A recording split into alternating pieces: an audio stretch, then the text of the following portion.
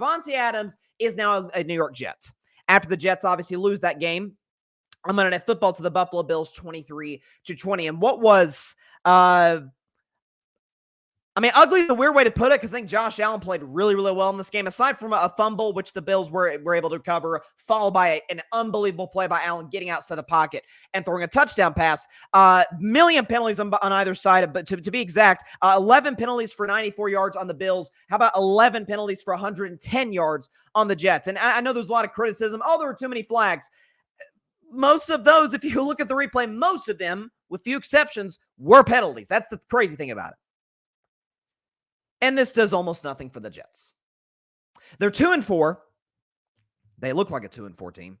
And kudos to them, by the way. They moved Nathaniel Hackett to, I guess, like an offensive assistant, quote unquote, to be exact. Aaron Rodgers' buddy, just to keep him on the staff, just to appease Aaron. More on that in a second. Jets offense actually looked good. Breece Hall, his best game of the season. They used, and Hackett never used this, they actually used pre-snap motion, right, to see if Buffalo's playing man or zone. Aaron Rodgers played really well. Again, that last interception, it wasn't a great throw by Aaron. It was a bad route by Mike Williams. We'll get into Aaron's quote about that in a few minutes. But more than anything, the safety made an insane play to close on that football, to go down the ground, to make that play up, pick that thing up off the turf before it hit the turf. Unbelievable play by the safety. Bills go on to close down. And Aaron Rodgers, by the way, the bit continues, folks. I was living and dying on that last drive, but zero.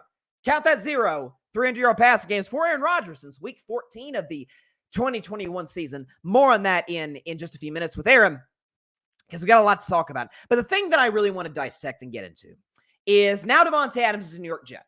And we know he and Aaron Rodgers, I believe the two of them are like 6th all-time, 7th all-time, if memory serves me correctly, in terms of the touchdown duo between the two. They combined for 76 touchdowns, if my notes serve me correctly, which is one of the greatest duos in the history of the NFL between quarterback and wide receiver. The problem with that is that was a very long time ago. That was Aaron Rodgers pre-Achilles, pre-turning 40, and pre-becoming increasingly more difficult. And increasingly, to his credit, and I'll give Aaron props, lied like a dog about it in the McAfee show, but I'll give him props.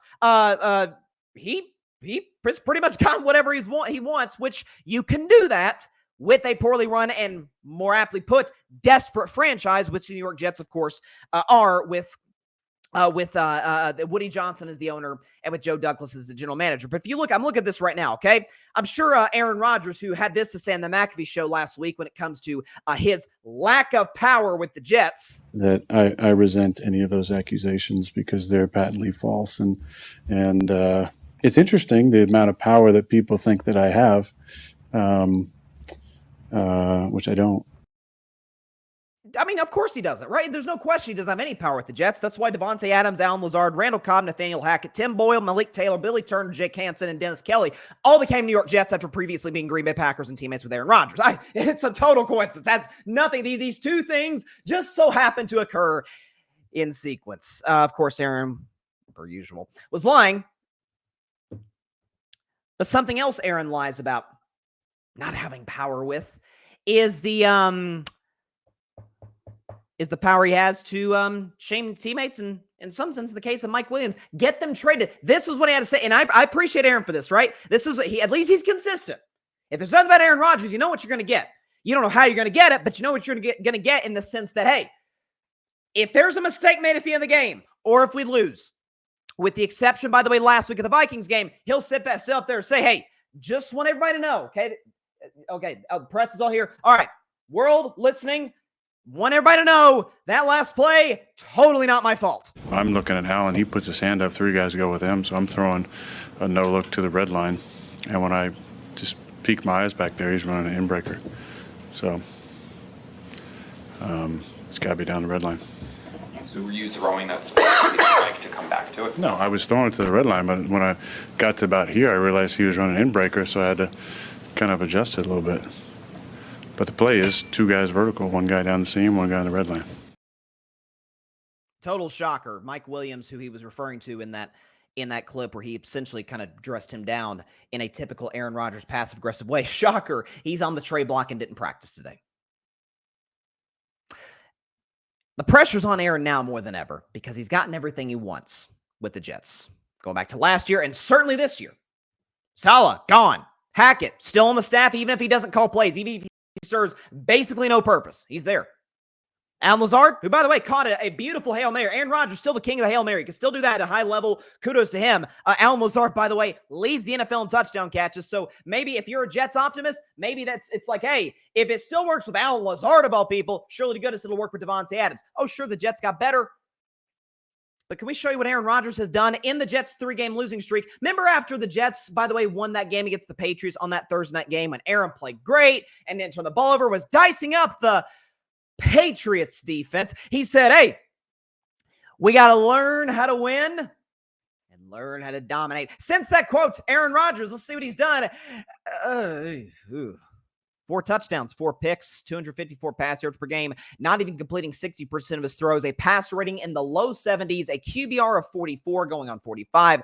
And the Jets in that stretch have scored 15 points per game. The only 3 teams that have scored less than that are the Cleveland Browns with the worst quarterback in football, the Dolphins without their quarterback, and the Patriots without an NFL roster. This lack of accountability, and this is who Aaron Rodgers has been. You know what? I was thinking about this today. Aaron Rodgers, in many ways, is who folks think LeBron James is. If you think about it, like the criticism of LeBron, like we're talking, absent the GOAT debate with Jordan. Like, so we're not talking about that. Those that are what I would call LeBron haters. Oh, he's a prima donna. It's never his fault. He runs the team. If LeBron ran the Lakers, Ty Lue would be the head coach.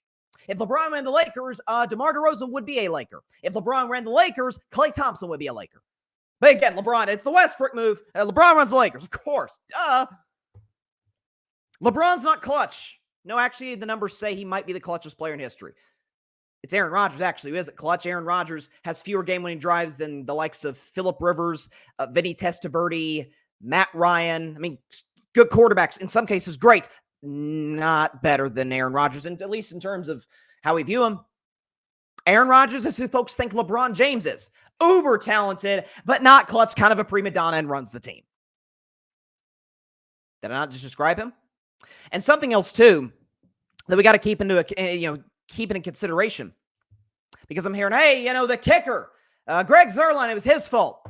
Yeah, because the kicker for Buffalo was great. Missed an extra point and a field goal. Well, Bryson, Zuerlein missed 2 field goals, so 6 points, 4 points. 6 is more than 4. Yeah, but if you add those to the board, the Bills still win 27-26. So the math does not add up in their favor as well. Listen, if there's one thing that I have learned, I've done this show. Next Monday will be 5 years since we started Carving It Up Live. It's crazy how fast time has flown. And if there's one thing that I've learned, it's don't trust the New York Jets. They always screw it up. And don't ever buy a single effing word that Aaron Rodgers says. I do not run things. I do not run the New York Jets. Something else that I've learned, don't buy into the media narrative that, again, folks have gotten fooled last night. Monday night, rather. Aaron Rodgers played really well. Give him credit. Fourth quarter wasn't great, but throughout the game, the Hail Mary played really, really well. Best game of the season, given the circumstances, no question about it. He's still pretty average quarterback going back to 2022. We could show you those numbers today. Shout out to Alfred Parslow Jr., by the way, for making these graphics. He's a Jets fan, so he was probably gritting his teeth as he put those together. So shout out to Alfred. But this is Aaron Rodgers since the 2022 season when he is with Green Bay in a weaker conference with a better coach with better weapons. 35 touchdowns, 17 picks, barely over 200 pass yards per game, barely in the low 60s in terms of completion percentage, pass rating of 89, and he's 3 games under 500. That's who he is. He's an average quarterback. I think at this point, given what Aaron was his peak, we can safely say a washed quarterback.